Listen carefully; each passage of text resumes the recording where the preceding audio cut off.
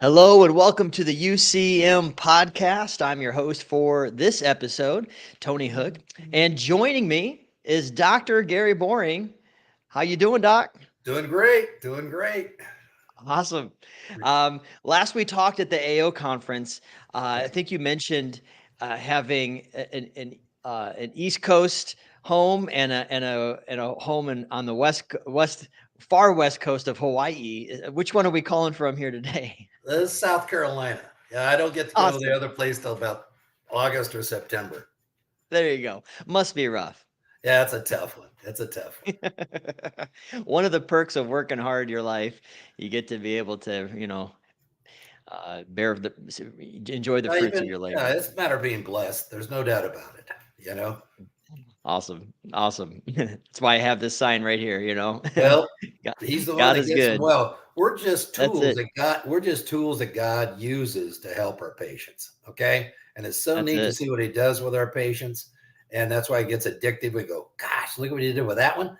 Bring me another one. I want to see what God's going to do with this next one. Just turn on the juice, and see what That, He's going to do that's with it. it. Yeah. That's it. Absolutely. Absolutely. Man, you know all about that, you were sharing with me, yeah, just kind of the, the draw of what you just mentioned. Oh When you yeah. when you're Yeah. applying that intentionality and that expertise and the patient gets well, it's just like there's a fire that gets ignited there, right? And you Oh want to help yes.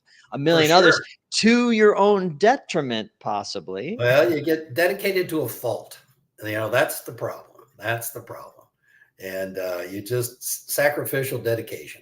That's a big red flag in practice. You have to really be able to balance your life and not just live for the practice. And sometimes it takes us a long time to understand that and learn it. So Right. Yeah. Yeah, yeah, yeah. So tell me about, so I know you've had three practices? basically, I assumed because the rest of the family died, we had an 87-year-old chiropractic practice. Started back in 1934. My father, then my brother graduated in 66. I graduated in 68. We all went to Cleveland Chiropractic College. But I had a broken neck, compressed fracture when I was a kid, and the technique that Dad used for 30 some years didn't work on me, didn't get response. So that's when he looked up Grostic, and that turned into orthospinalogy and atlas orthogonal. So I got certified in all three of those. But that's the only thing that's kept me alive is that upper cervical technique. All techniques work. It's just a matter of if one doesn't work, you need to find one that will work with your condition and your situation. Okay. So and then you claim it, and then you own it, and then you draw patients with those same type of symptoms, because you can relate to them. You have to own chiropractic, and then you have to own something before you can share it. And that's Right. that's what started. So yeah, then we were talking about I sold the practice twice, and then I gave it away the last time. I had a heart transplant. You go, oh hello. So yeah. So anyway, go ahead. Sorry. Well, I was going to say, I mean, one of the things we talked about is that, in regards to that being a diehard, go get 'em kind of guy. I mean, you were getting to the point where it was adversely affecting your health there, and you were like, okay, look, I'm going to keep going, right? Well, we all believe certain lies. We were raised that you work until you drop and it makes you stronger, but actually it kills you. And you get on that treadmill and of service, and you don't know how to get off. It's addictive. Yeah. It's an addiction, and it's hard to. You Mm, don't balance your life, and that's when yeah. you do that shoulda, woulda, coulda thing. And sometimes your family tries to throw anchors on you to slow you down, and you don't know why you're driven like that. You know what I mean? But and it was well, after I retired, I finally heard a sermon that said the pastor said that the way I was doing God's work was destroying the work God was doing in me. And that was me because I wasn't enjoying the life that God had for me, a balanced life. I had it out of balance. I anyway, and so that, and then Yeah. probably the worst enemy to the life you wish you were living is the life you're living now. So, uh, I don't know if I would have heard those words back then, but Right. that's why I try to help everybody I can now and say, don't do what I did, you know, Right. because you're missing out Right. on the life God has planned for you that day. Yeah. Yeah. Yeah. Because obviously, if something happens to you, it's all of this comes to a screeching halt. Matter of Sure. fact, And that's the whole thing. You don't think about, leaving your practice, you don't want to wait till you're laying on the floor with a heart attack from overcommitment or sitting on a silly beach when you're on vacation. Say, gee, this is great. Look how much money I made the last 3 years, how much I grossed. I think I'll just find a young doctor and go to the bank and get a loan and sell it and retire. Well, that ain't reality. So, it's a process of learning to prepare your family because what's a story like? So when you start something, you need to plan how to end it. So we can't Right. just get concerned about building a practice and being successful and maintaining that. We have to think, okay, how are we going to pass the torch? How are we going to Right. hand that torch off? Because I had an 87-year-old practice of good reputation. We had to sign. So yeah, do you have a will? Do you have your finances in order? Do your family all aware of that? Do you have a funeral plan? Like I said, all of these. Do you have a life insurance? Do you have a disability insurance? When I had that heart transplant, I had a policy, and reluctantly I bought one, but thank God I did because it paid me like $60,000 a year. When I couldn't practice a couple of years. Okay, so all those things need to be in order, and then you can say, okay, let's see how we're going to do this. And you look at the different options which you're looking for. You can't go to a bank and say, here, this is what I did 3 years, and here's this doctor giving the money to buy my practice. That's a blue sky loan. The bank, there's no equity. They're not going to do that. That's not reality. There's different companies out there to sell your practice or even market it like a realtor. Or I had one corporation wanted to buy my practice, but then they were going to make me stay on later. For a different period of time, started telling me how I was going to run my practice and how many patients I was going to see and how many new patients I was going to see a month. Well, I was trying to tone it down, not build it back up. Where were they 10 years ago when I was going nuts, building all these practices? Building the practice and all these patients. So, you have to, I still think mentoring is the best when you're trying to pass the torch. Go ahead. I'm sorry. I'm not letting you talk. I'm sorry. No. You're fine. Yeah. That's why we're having a conversation here about this. And Right. what sparked all of this is that you've been able to transition out of practice. Right now, you're retired, Okay. From actively practicing. So, Right. but there's a healthy way to do it. Yeah. And there's unhealthy ways to do Right. it. And for the individual, right, but also for the practice, which includes people. and Right, your staff. team, your And staff, patients, yeah. and what hurts the profession and hurts communities is when a doc doesn't have a plan. Using your words, like, "Hey, you need to have a plan." Yeah, and you don't wait to the moment you need it to come up with a plan. Yeah. That's not going to be a good one. Yeah. But what bothers me is that there's so many practices, and I hear this every year.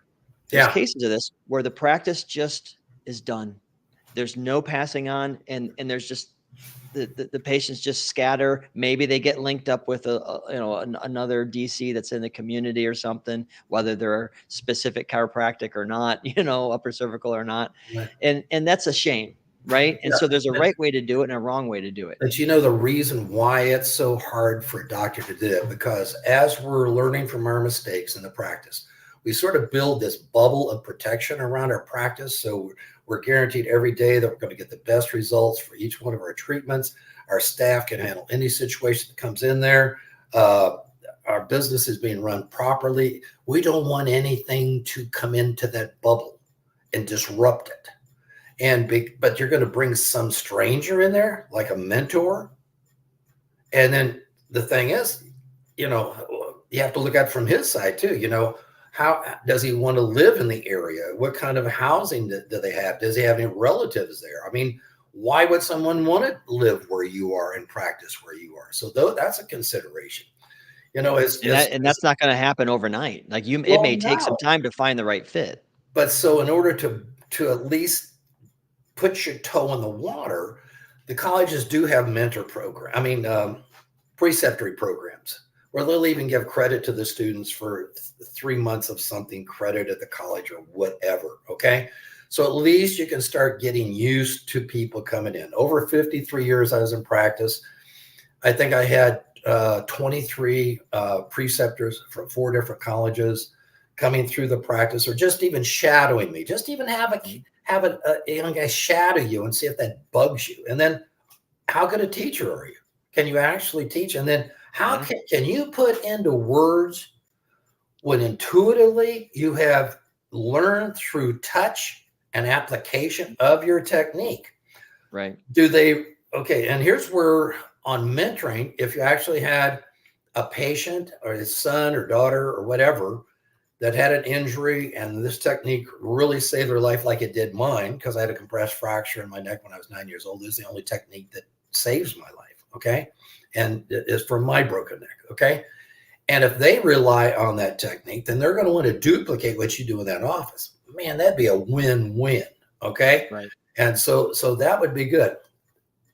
I followed what my dad taught us. You know, when I got out of school, Dad been in practice like 38 years or something. And I'm going, he'd have us come in and he'd introduce me to the patients. And this is the way I mentored the other people that took over my practice. Okay. And he'd introduce it. He'd show us the listing card, and he shows how we positioned the patient, all this in the adjustment, and how he checked them and scanned them and all this kind of stuff. Okay. So we tried to duplicate what he did. And like I said, so next time we come in, we'd greet the patient, we'd start the treatment. He would come in and recheck our work. And of course he'd say, well, Dr. Gary, really, no, you need to do this better. The head place is wrong or whatever. Eventually say, oh, well, Dr. Gary did a real good job. So right there, the patient, because all they care about is getting the same results. They don't give a rip who's there, my dad or me or whatever, when it really gets down to it. Just like us. If our chiropractor is retired or drops dead, we just want to get our neck adjusted properly. You know, where am I going to go? You know, so that's the reality of it. So that builds patient confidence. So when dad isn't there, oh, well, Dr. Gary can do it just as good as his dad. Mm-hmm. Then you have a consistent practice. You don't have any drop of income when you're passing that on. But then you do have to have a plan, a buyout plan. Mm-hmm. And figuring that out. I've done it a couple of ways, and one was terrible, where it was a sweat equity one, and you had to keep double records. And when did the intern got so much money for I assigned so many patients to him, or whenever he worked, or whenever I was gone, he did a certain. That was really terrible. The other one was let me before we get into the financial transition, like the actual business transition, I wanted to ask a couple of questions on that mentoring aspect. And so what I'm hearing there is, I mean, we're saying mentoring, but really, so another way, you're talking about bringing on an associate. Right. Yeah. So that associate mentorship model, you know, and one of the things that I'm going to draw out that you said here is that with that mentoring, it's making sure that you're learning how to communicate to them. Years of experience. For sure. Can you do it? You know, can you do it? And getting better at that, like giving yourself space to do that. You know, teaching is another way to learn too, which is interesting. Right. But that aside, having a system to do that. And obviously you're having here, I'm going to show you, do it with me. Now you do it like I'll do it. You watch. Now you do it, I'll watch. Now you do it on your own, right? And that's kind of the model that you just kind of articulated. What else can you speak to that system of mentoring, effectively mentoring that associate so that they're ready? Through consistent, well, like I said, you're gonna, just like Dad said, you know, when I first got out of school, I had to be at the front desk just to handle appointments and greet the patients and actually learn the rhythm and heartbeat of the practice. Then one day he says, okay, enough of that. Come on back here and you're going to start shadowing me. So like I said, the patients were already familiar with me. And yeah, when I didn't take any patients back and we were having a good conversation out in the reception room, Dad goes, hello, I need a patient back here. You know what I mean? And so familiarity with the patients, you know, and the personalities, are they the same? Having them, are they going to be as detailed on reading the x-rays? Are they going to see the same thing on the x-ray you're seeing? Physically, with their hands and their touch, are they going to be able to feel what you feel on that patient? How did they scan? When I got out of school, if life was a jungle and they give you a machete with your graduation, with your diploma, and you're looking at that jungle, I sort of lean to one side and go, well, Dad already cut a path. Why don't I start where he finished? Hello, learn from his mistakes. So I would copy his scan, his table placement, where everything was exactly. I didn't want to learn through my failures. I wanted to learn his first, and then naturally I'm going to fail on things too.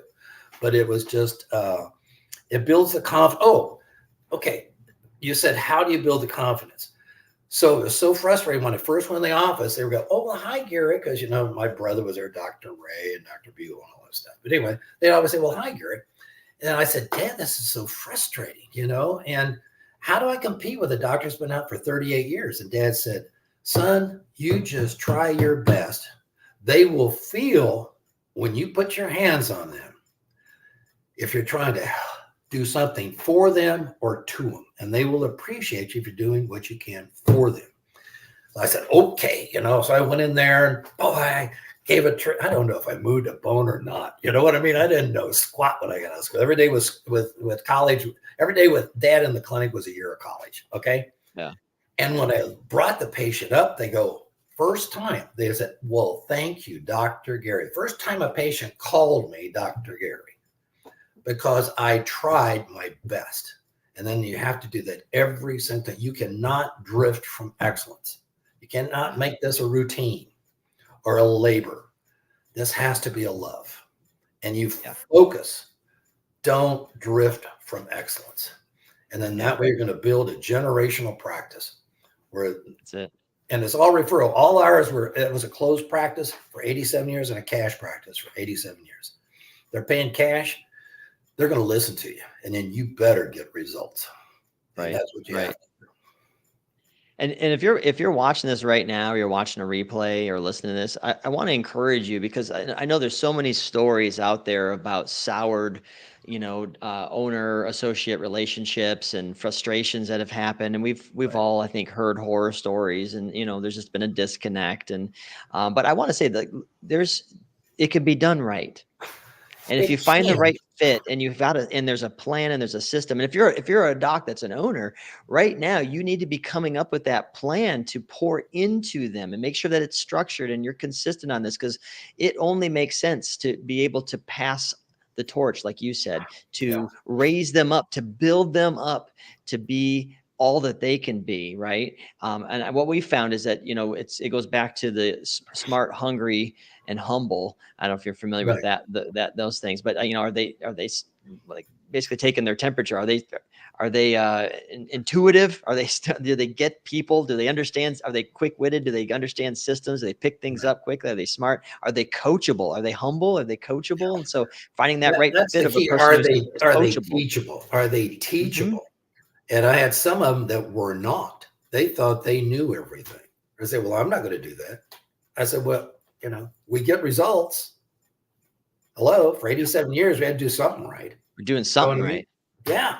So, and you're going to say, "No, I'm not going to do that." Well, goodbye. Yeah, that's a big one. And the two plans, the one plan that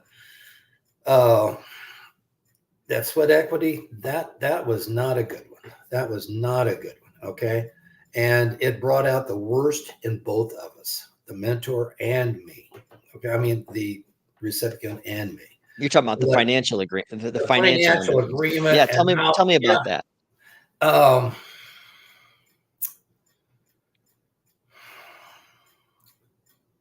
It was just called it sweat equity. Yeah. Sweat equity. That really didn't work. It was too hard.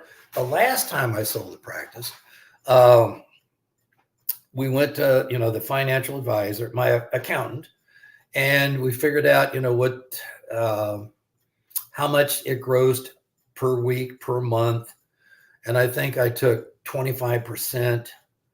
There was a minimum price he'd pay for the practice and a maximum. If he built it up, then I'd get more. Okay. But he had a minimum price, and I got so much per week. What a fictitious figure. Say if there was $4,000 income per week, I got $1,000, whatever, but then I owned the building, so he'd pay me rent too. So that was a 3-year buyout or something like that. So I was guaranteed, and I was the banker, but all the deposits and everything went into a separate account that the accountant handled. And he's the one that wrote me the check. Okay. And then the other and then paid the other bills, the everything, the utilities and everything else, and the other doctor's salary and all that kind of stuff. That was his to keep. Okay. And then at the end, there was a buyout. If he wanted to buy the building, then I'd finance that too, but I ended up not selling the building. Okay. So it works out real good if you had somebody else handling the money and holding you both accountable. Now that was perfect. That worked out real good, And the last time, because I did go back into practice even after the transplant, and after that last guy left the building, went someplace else. When I did, well, my heart was failing again. The new one, I sort of keep working. Okay, and the first guy that we had it's funny how God turns your heart. And the first guy, we did not end in good relationship. Okay. That was one of those nasty stories where it was a, sweat equity type deal. And I ended up calling him up because he was the only one. He was teachable. He stayed certified in the upper cervical work. And there was nobody. I was the only one in 5-state area for 25 years that did the technique I did. I had to fly to Atlanta, Georgia, 4 to 6 times a year to get my neck adjusted, by, T.O. Humber and Sweat and all those guys. Mm-hmm. But he stayed true to the technique.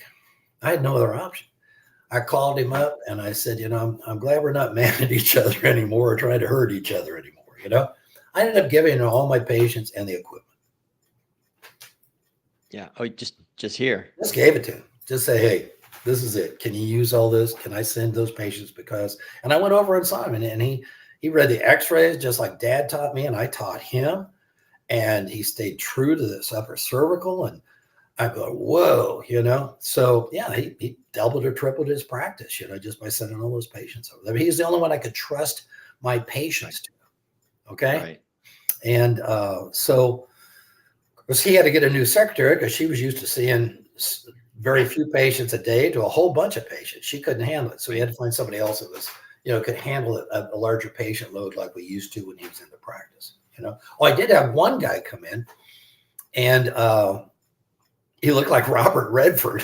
Now, he might not have given the best adjustment, but all the women just started. I think we doubled the practice that year. Got thinking, oh, is Rob here? He's a blonde, blue-eyed.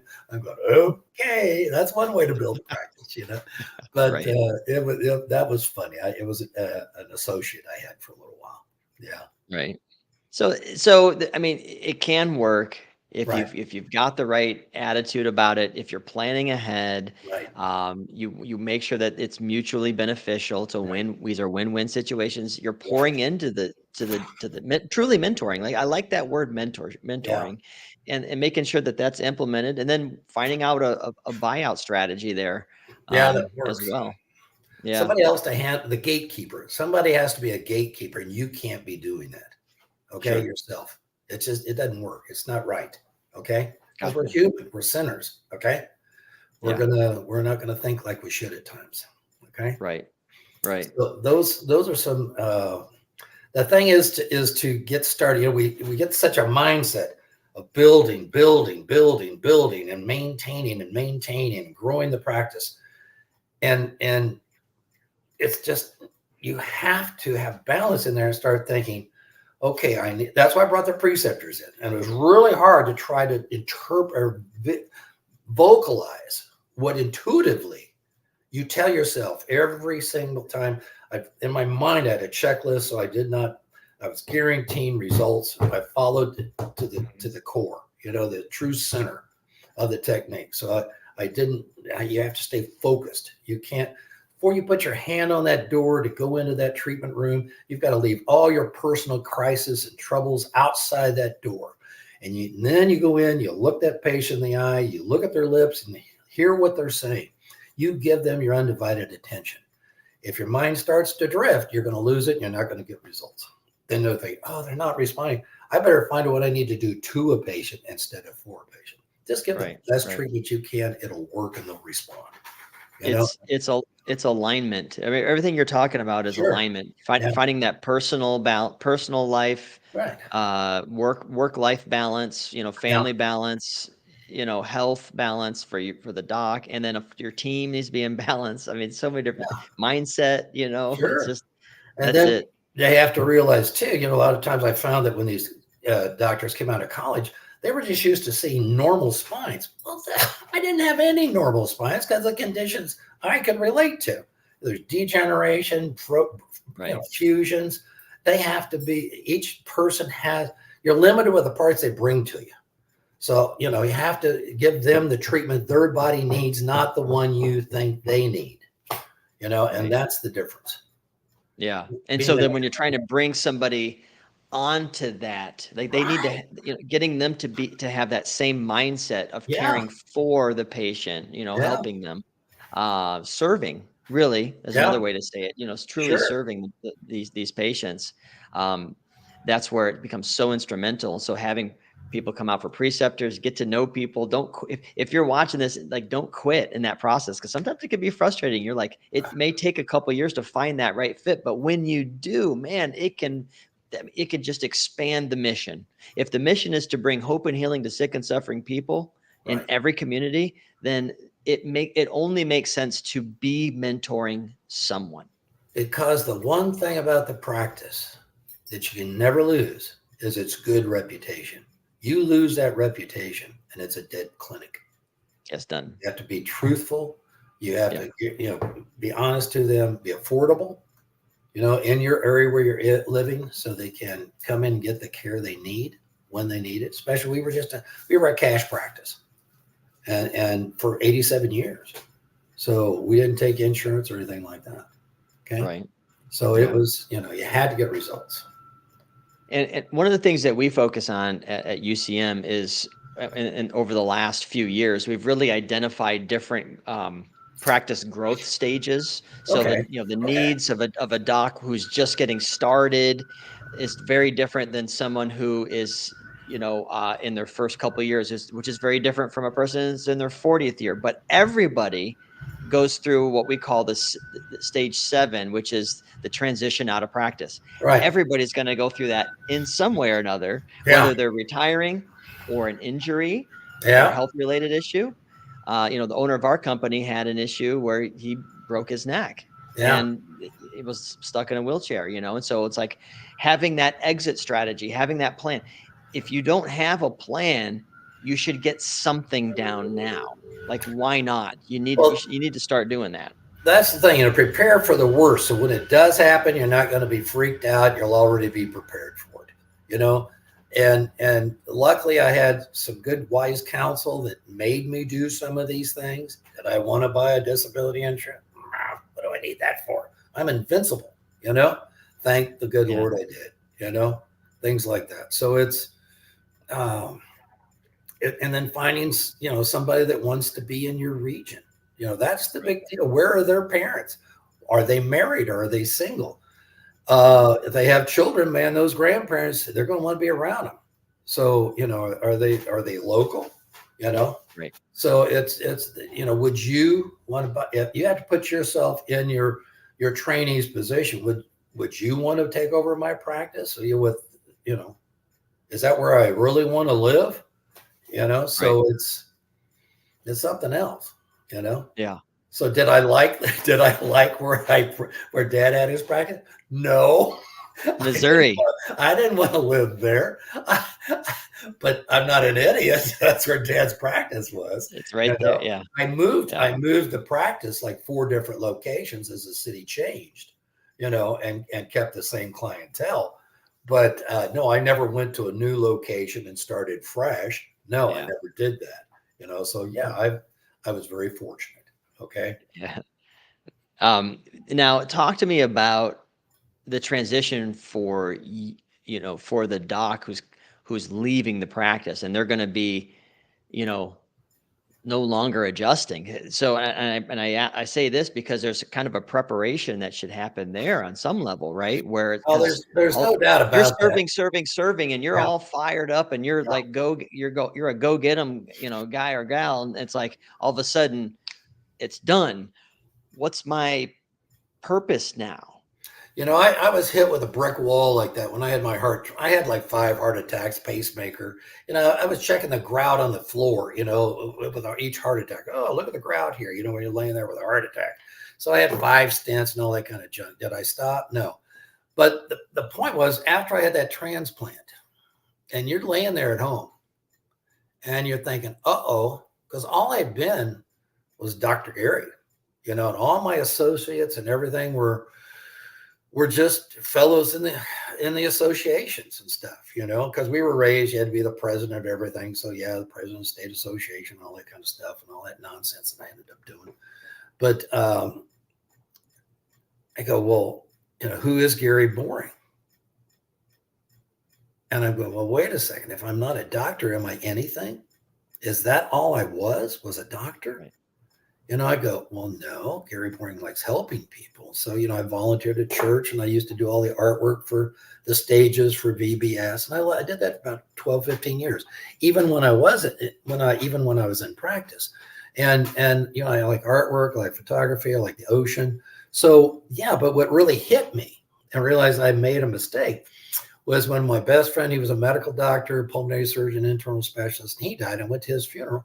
He had friends there that we all had from kindergarten, high school, and college. And I'm thinking, and even when my brother died, he had the same thing. He had friends there. He had maintained friendship with them outside of the profession. Mm-hmm. And I'm thinking, gosh, if I died, none of those people are coming to my funeral. And I go, you have to be a friend to have a friend. So right. No, it was tough, and it's just, I saw some errors to my ways there, so yeah, you have to reestablish, well, who are you as a person? What do you like to do? So I like to help people. And then I found I like to write. So I've written a bunch of articles for chiropractic economics, and I wrote a practice management book for all the colleges and donated to the colleges. I used to volunteer at the college and teach practice management a few years. And so I'm still writing some articles for chiropractic economics. So I think you just said I talked to you, I think it was last week, you just finished an article, I think, right? Yeah, so it's on the topic you and I are talking about. I'm going, oh, wait a second. I don't think I've written one on this, So I've got one of those, and then that spawned another, Drifting from Excellence, and that's on our clinical art in the treatment room, and how we have to focus that in order to, build and then be content with what we are and who we are and what we're doing. So right. Yeah, it's you don't want it to be a wall that you hit and all of a sudden you say, what do I need to be doing? Who am I? I don't want to be bored, Well, if I'm not a doctor anymore, who gives a rip if you're a doctor? You know what I mean? And what good did it do all those awards? You know what I mean? It's fellowship, it's relationships, not only just in the clinic, but with your family and with your community and stuff. I was pretty weak on that, and that was a fault of mine. Okay, yeah, yeah. And so invest. What I'm hearing overall with all of this, is investing in the mission by investing in doctors, mentoring, investing in yourself in a sense that you're going to make sure that you've got, like, what is my purpose? What is my identity? Right. Is it strictly bound up in the practice? If so, then, maybe that begs the question, well, how do we stretch ourselves a little bit, right. Because there is going to be coming a day when you're going to be transitioning out of practice, one way or the other. And so what is it what's your purpose doesn't change. If your purpose is to help people, like you said, Dr. Gary, right. If your purpose is to help people, that doesn't change. No, it doesn't. And that's what I've really grabbed onto, and I said, well, I'm still the same person. I get to do it in different ways now, because Right. I can't give another treatment, Right. Yeah. Yeah. So, and I think some of the ways that people can stay involved would be mentoring, helping out with students, right? Right. Right. Writing, like you mentioned, teaching. Yeah. So, and that's the whole thing, and then just like that manual, every time I had a good friend and God, like 30 years ago, he was an author and he says, when you wake up at night, and you have that idea, put it on a piece of paper and pin it on a bulletin board. That topic is going to be the title of a chapter. And then every time you get one of those, you put them on the wall and then you correlate the chapters to form your book. And so even though I was working 6 days a week and we were seeing 100 patients a day at the clinic, that kind of stupid stuff, and that'll kill you. And I was able to still write some of these chapters. So it wasn't towards the end, maybe the last 10 years of my practice, that I was able to finally had a secretary could read my hieroglyphics and start typing these up for me. You know what I mean? Yeah. And Yeah. then it worked out real good. And I was able to you never finish writing a book. My gosh, I think I edited it 5 times and you'd want to do it all over again. I think that's where these articles are coming from, because I'm redoing chapters, and, Right. but just to share that, and I know that, another thing on mentoring at the college, there was the fraternity that was there at our college. They had me in as a speaker at one time and we hit it off real well. Well, they said, well, we want to see your practice. So I started a group of these young doctors came to the office and we talked about my practice and how I handle patients. So that'd be another way to break the ice of, oh my God, somebody's going to come into my practice. Ugh. Get away. I don't want to disrupt this. I got it perfect, man. I'm a Formula One race car driver. Get out of the way. You know what I mean? So to break that wall, that barrier, that fear, it's a fearful thing for an established doctor to stop his world and change your flow, your heartbeat of your practice to bring somebody, one of those deals. So, but that really, I enjoyed that. I really enjoyed that when the students would come out and I went too old then, so it was a lot of fun, so there's to stay active like that, Yeah. Yeah, absolutely. Well, closing thoughts on Sure. because we have a number of students that watch or so anything special to say to those chiropractic students in regards to, because obviously we're talking about transitioning out of practice. They're just like, hey, I'm just coming into it. Oh yeah. How can, any special thoughts for them as they're coming into it? Yeah. I think you have to own chiropractic before you can share it. What's your personal experience with chiropractic care? Do you trust your own life and the health and welfare of your family to chiropractic care? Or is it just a job? This is a calling. Healthcare is a calling. And if you think it's just a niche to get rich, you're going to be $250,000 in debt. I mean, even a few years ago when I was at the college, the alumni president, he just finished paying off $250,000 loan. I go, man, you didn't get to live in the lake house I got to live in, because I didn't have that kind of a loan back in those days, Yeah. and Yeah. and So you got to love it. you have to love it, and that usually the technique that has helped you, that's what you trust in, and that's probably the technique you're going to apply to your patients. And then you will draw the type of patients that you can relate to health-wise. They're going to flock into you because you're going to know. I dealt with broken necks, degenerated spines, all kinds of weird stuff, because I can relate to it. I know what it's like to go numb on the right side of your body. I know what it's like to have a knife in your neck for 10 years and not get results from chiropractic care, And the thing is, when I started back in the day, when you came out of your cave, most of the patients that came to chiropractors were hurt by medical doctors, or they weren't getting care from medical doctors. And then you saw a change. They were coming to you because they weren't getting results from their chiropractor.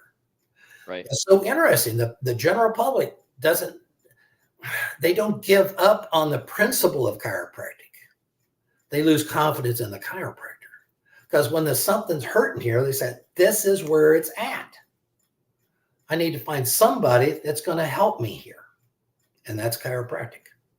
Right. So, Yeah. so that's the key. So, I mean, people are they want us, they need us in their lives. So so what I'm hearing you say is that if you're pursuing this, or you're considering pursuing this, or you're in the process of it, like just Right. kind of a little reality check, like, is this your passion?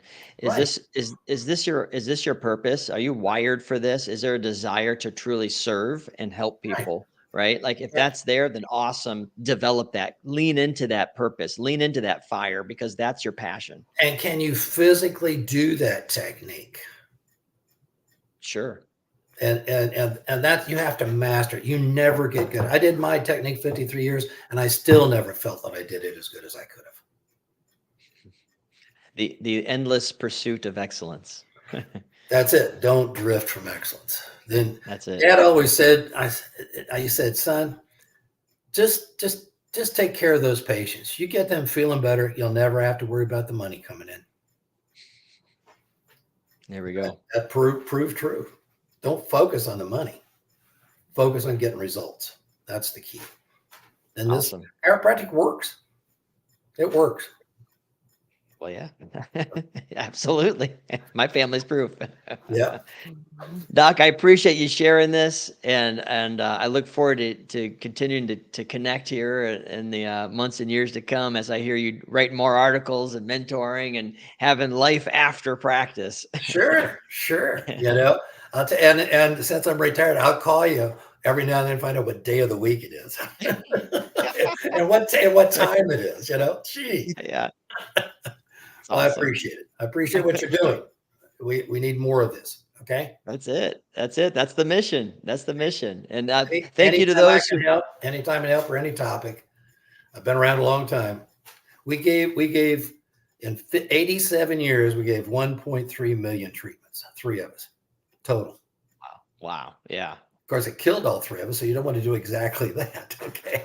Dad died at 62. My brother at 62. They gave me a new heart at 63. So, do I want to follow those guys? I don't think so. Not to that extreme. It doesn't matter how many you see, or how much you make, or what you have. It's just, how are you in your relationship to Jesus Christ, and what kind of a person are you? Or what kind of a Christian are you? And are you true to Him? That's the key. Because then you'll have joy. You can't find joy in your own. Joy is a gift from God when we're following His principles. Yeah. Amen to that. Right Okay. on, brother. All right. Thanks for joining us. Okay. Thanks for having me, buddy. Thanks a lot. All right. Bye-bye. And thank you to you who watched us and joined us. We always appreciate you. Go team, Upper Cervical. Amen. Thanks.